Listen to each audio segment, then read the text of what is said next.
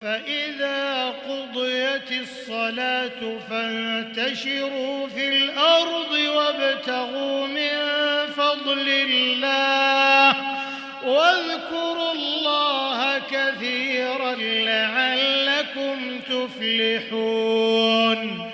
وإذا رأوا تجارة أو لهوا انفضوا إليها وتركوك قائما قل